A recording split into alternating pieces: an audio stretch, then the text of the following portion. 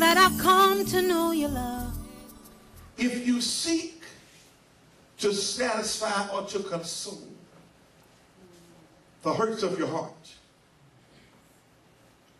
you ought to be active in your pursuit of the ministry and the call of God on your life and what God's called you to do. How do you cover the gifts? How do you know what gifts to cover for your own life and ministry? How do you know what belongs to you? How do you know, as a ministry gift, what gifts belong in your life? You can't cover my gifts. I can't cover apostles' gifts. For what you're called to do, how do you know what you need for the job? The Bible says cover the best gifts. You got to know what belongs to you. What burns your heart? Does sickness, the coveting the gift of healing would be yours? Does confusion bother you? Then words of wisdom and knowledge would be yours. Are you following me so far? You're so quiet today. Making sense so far? Can you follow me so far? Let me tell you something. I'm going to share something with you for a moment, if you don't mind. Last week, when I left and went home, I was praying in the Holy Ghost. Well, about 3 o'clock in the morning, I woke up and began to pray. Prayed for about an hour or so, and the Lord spoke to me in a vision. I saw it and I heard it at the same time. I saw a barren tree. And when I saw the tree, I saw 4 or 5 leaves that were dead fall to the ground, and the tree was completely bare. I heard the Lord say to me, you lost your leaves. Then I saw a tree to my right, and it began to bud these white, beautiful flowers on its tip of each branch. And I heard God say this to me. He said, the mistakes you made in the past caused you to lose your glory. Wow. There was nothing I could have done to add to my life through my barren season.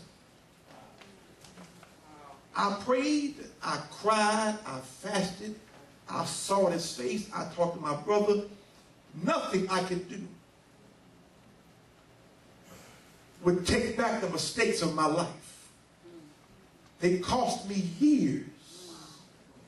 Years. Broken friendships, relationships, broken covenants. All the years of working and preparing. And a mistake, a careless mistake, cost me years.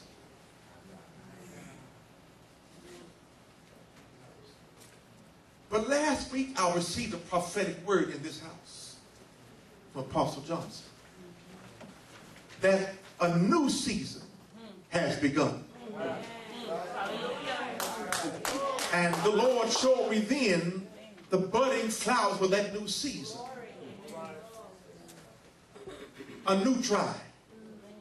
A new launch. You know what I'm saying to you? Don't you give up.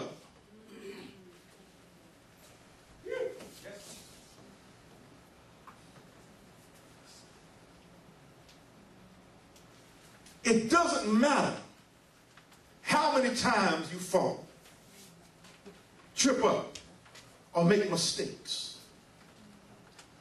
As ministry gifts, we're hard on one another because we don't expect one another to fall or to stumble.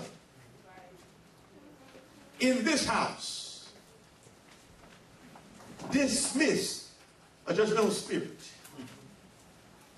Dismiss a spirit of criticism. Dismiss the desire inside of you that separates us from one another.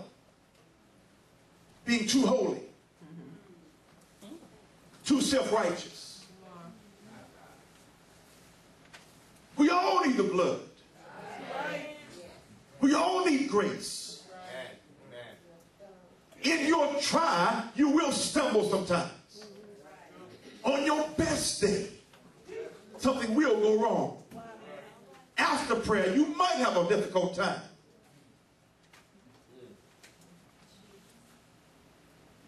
My knowledge level was not weak. My prayer life wasn't shabby.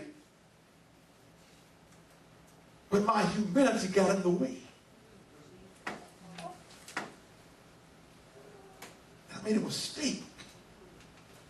And it cost me years.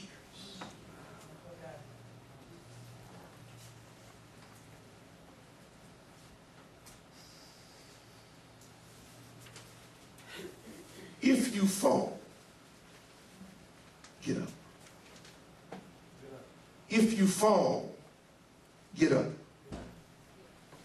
As a preacher, if you fall, get up. It doesn't matter what they say. Somebody will put you down. Somebody will come against you and say you're through. Get up and bless him. Get up and pray.